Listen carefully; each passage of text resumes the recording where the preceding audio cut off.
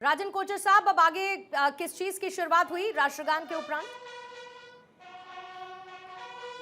आप अभी इसको देखेंगे कि जो हमारे इसको बिगुलर्स हैं, हम देख रहे हैं आपके स्क्रीन के ऊपर जो इसको बिगुल से इस सेरेमनी की शुरुआत की जाती है।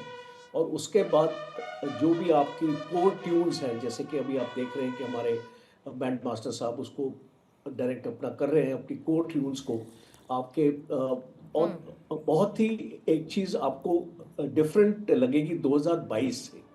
पहले क्या होता था कि ब्रिटिश की धुनें इसको यहाँ पे एक्चुअली बजाई जाती थी, और जिस प्रकार से हम एक्चुअली देखते थे कि एक धुन होती थी अबाइड विद मी, और ये एक बहुत पॉपुलर ब्रिटिश एक फॉर्म ऑफ म्यूज़िक है। ये एक क्रिश्चियन इसको हिम थी ये, जो भारत ने अपने ट्रेडिशन के हिसाब से अभी आप देखेंगे कि बीटिंग द रिट्रीट में जितनी भी कंपोजिशंस हैं वो 100% इंडियन कंपोजिशंस हैं, और ये एक स्ट्रॉन्ग मैसेज देती है। मैसेज ये है कि हम अपनी एक कॉलोनाइजेशन का जो वक्त था भारत का, हमने आपको डी कॉलोनाइज कर लिया है, और अभी जो भी हमारी गुनें हैं वो हमारी भारतीय।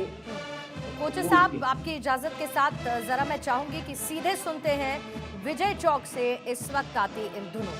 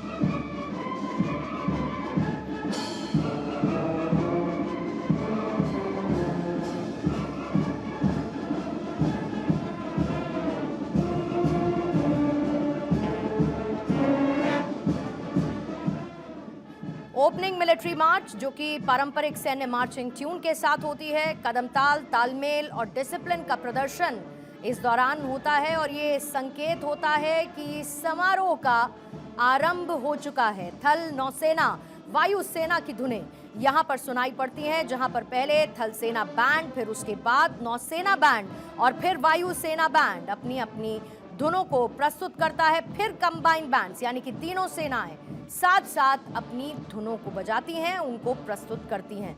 जाहिर बात है कि पूरा का पूरा देशभक्ति से ओतप्रोत ये एक चरण रहता है, सिलसिलेवार तरीके से वन बाय वन ये सब कुछ कैप्टन साहब चलता है, लेकिन इसका भी अपना अपना एहसास है। मुझे लगता है कि it's a pride moment for each one of them.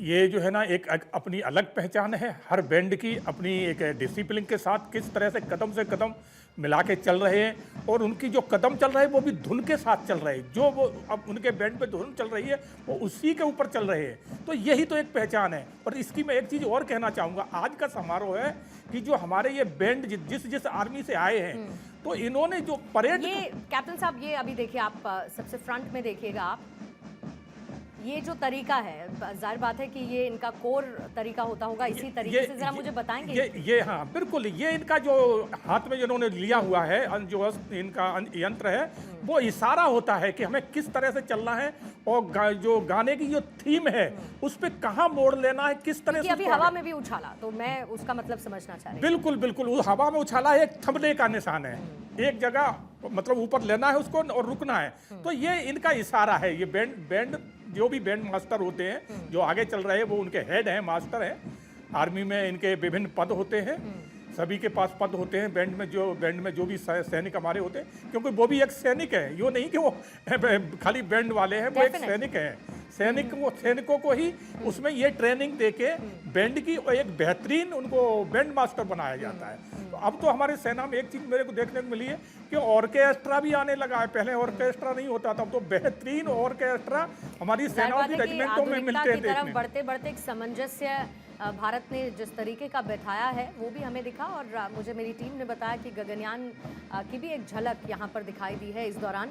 और ये देखिए सीधी तस्वीरें इस वक्त हम देख रहे हैं। सोडी साहब क्या कहना चाहेंगे? फिलहाल तो देखिए हम तो मंत्रमुग्ध हैं इन धुनों को सुनकर, और ये समझने की कोशिश कर रहे हैं कि अपने आप में इसकी क्या मैसेजिंग है। देखिए अमर जवान साथी आपको नज़र आ रहा है, और ये वो ज्योति है जो अलग है, जो हमेशा जलती रहती है, जो ये बताती है कि कैसे भारत देश के लिए हमारे सैनिकों ने अपनी शहादत को दिया है, और उसी शहादत को सम्मान करती हुई ये ज्योति जो अनवरत यूं ही जलती रहती है। सोडी साहब।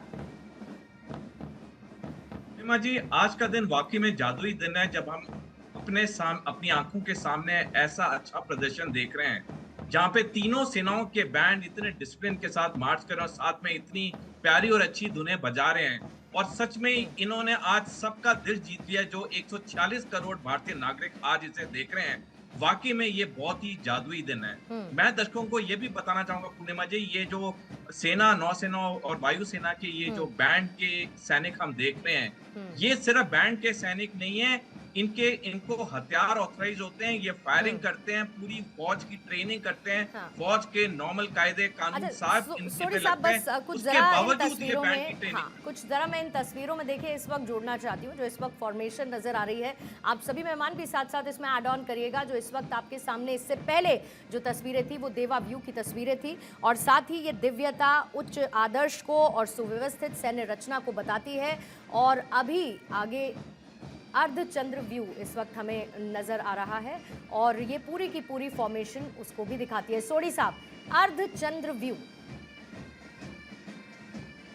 पूर्णिमा जी देखिए, पिछले कुछ सालों से हमारे बीटिंग ब्रिटिश सेरेमनी में बहुत बड़ा बदलाव आया है। जैसे जनरल राजन कोचर सर सही कह रहे थे कि कुछ साल पहले तक अधिकतम जो धुनें थी वो विदेशी मूल की धुनें थी, लेकिन अब सारी धुनें हैं वो पूरे भारतीय मूल की धुनें हैं। और उसी तरह से जो ये फॉर्मेशन थी, अब ये फॉर्मेशंस को भी भारत के इतिहास और संस्कृति के अनुसार चेंज कर दिया गया है। यानी कि आज की तारीख में ये सही होगा कहना कि जो बीटिंग रिट्रीट सेरेमनी है वो पूरी तरह से इंडियनाइज हो चुकी है, चाहे धुनों के तौर पे, चाहे फॉर्मेशन के तौर पे। तो अब इस वक्त तो वंदे मातरम के 150 साल चूंकि पूरे हुए हैं, तो उसका रिफ्लेक्शन विजय चौक से इस वक्त देखिए देखने को मिल रहा है। और इससे पहले जिस बात का मैं जिक्र कर रही थी, अर्धचंद्र व्यू, जिसमें आधे चांद की एक तस्वीर उभर कर सामने आती है, जो कि विविधता के बावजूद एकता को दिखाती है, शक्ति का प्रयोग रक्षात्मक और संतुलित रूप में हो इस बात को भी दिखाती है, और इसके साथ ही ये समान महत्व को दिखाता है, जिसमें कोई भी आगे पीछे नहीं होता, अलग दिशाएं लेकिन केंद्र एक ही होता है। और इसकी झलक विजय चौक से साफ तौर पर देखी जा सकती है। जनरल राजन कोचर साहब, देखिए ये जो फॉर्मेशन अभी आपको दिखाई जा रही है, इसको हम क्रेसेंट शेप्ड फॉर्मेशन बोलते हैं। और ये क्यों होता है फॉर्मेशन के, जब साउंड अकाउस्टिक्स होती है वो मैक्सिमम इफेक्ट आपको तब देती है जब एक आपका अकाउस्टिक्स फॉर्मेशन होता है कि आपके सामने और कोई बैंड नहीं है, आप सलूटिंग डायस के बिल्कुल एक क्रेसेंट फॉर्मेशन आप अपनी बना लेते हैं कि आपको मैक्सिमम विजुअल बैलेंस, हम जैसे बोलते हैं कि देखने के लिए भी बहुत अच्छा लगता है। और आप हर एक जो एक मेंबर है इस बैंड का, आप उसको देख सकते हैं और उसको एक टाइम पे आप देख सकते हैं, बिकॉज आपको जो विजुअल मिलता है एक क्रेसेंट में, एक मार्चिंग फॉर्मेशन में आपको ये विजुअल नहीं मिलेगा, बट आपको क्रेसेंट में ये आपको विजुअल मिलेगा कि हर एक आपका बैंड जो भी आपका इंस्ट्रूमेंट प्ले कर रहा है आप उसको अलग से देख सकते हैं और अप्रिशिएट कर सकते हैं। ये इसको बहुत इम्पोर्टेंट है। और फिर उसके बाद जब इसको ब्यूगल का कॉल होगा या इसको बीच में जैसे ही बैंड मास्टर का इशारा होगा, आप इसको देखेंगे कि ये फॉर्मेशन एक दूसरी अपने तरफ ये अपना मुख ले लेगा। तो इस तरीके की जो ड्रिल्स हैं वो फौज में ट्रेन की जाती है। हर एक रेजिमेंट के पास, हर एक रेजिमेंटल सेंटर के पास फौज में अपना खुद का बैंड होता है। इसलिए हम इसको इम्पोर्टेंस देते हैं, तवज्जो देते हैं कि हमारी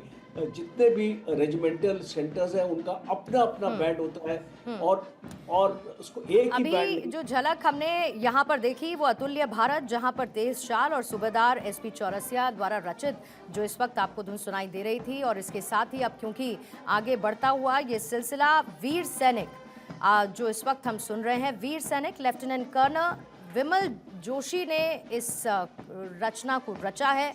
भारतीय सैनिक के साहस्य, कर्तव्य निष्ठा और राष्ट्र के प्रति सर्वोच्च समर्पण के स्वर को वो देता है। और ये रचना हमें याद दिलाती है कि कैसे सीमाओं पर खड़ा हुआ हर एक सैनिक केवल वर्दी नहीं पहनता बल्कि राष्ट्र की आत्मा को अपने कंधों पर उठाए लेकर चलता है।